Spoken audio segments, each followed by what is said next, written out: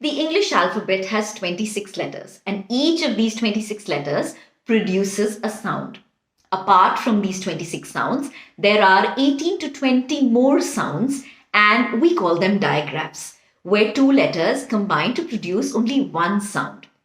The example of a single letter sound would be, for instance, the letter A. It makes the sound A. The example of a digraph would be A and I together produce only one sound, that is A, like in the word rain.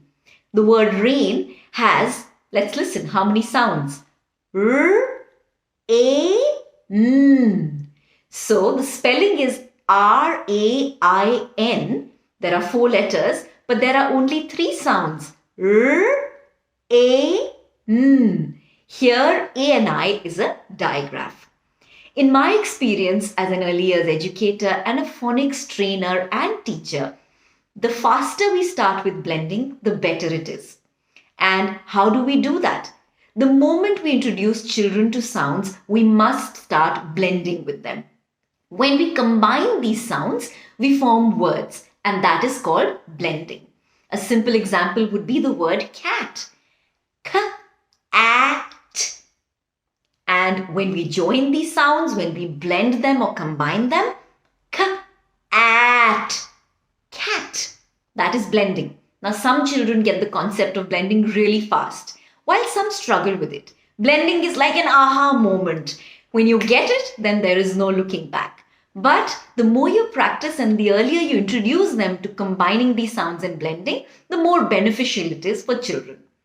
To make this experience easy as well as tactile, because multi-sensory experiences in the early years go a long way when it comes to learning, there is a concept of a blending string. Now, what is a blending string? I have one here with me. What I've done is, I've taken 4 ribbons and combined them. 4 different colors, and I have joined them together to make a single string. And in a blending string, the knot is very, very important. Now I'm going to demonstrate how to use a blending string and how to make the experience of blending tactile for young children. Let's take the example of the word cat again. If I were to blend the word cat using a blending string, it would go like this. K-a-t. So you see, what I've done is, for every sound, I'm sliding my finger and stopping here at the knot, then going to the next, and then going to the next. So let's try it. K-a-t. Now let's do this faster. K-a-t.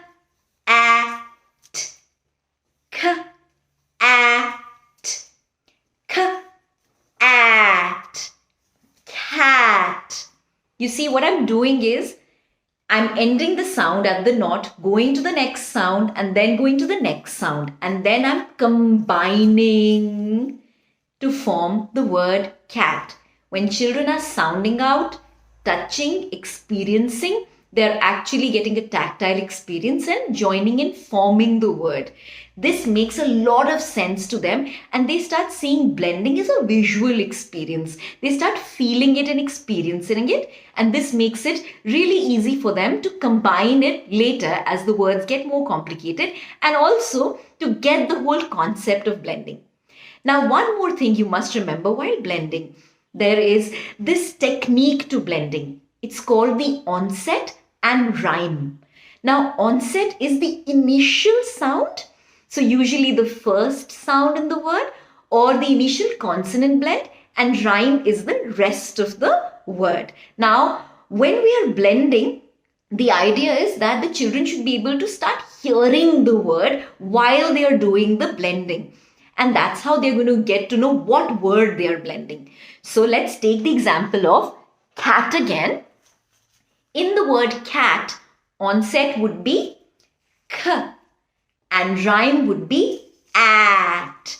So first you'll go k, at, the 3 single sounds. Then you'll speed up. K, at, k, at, k, at, cat. cat. You see how we started hearing cat even before we sounded it out. That's the whole concept of blending. So make it tactile, follow the onset and rhyme method, and introduce blending as early as possible.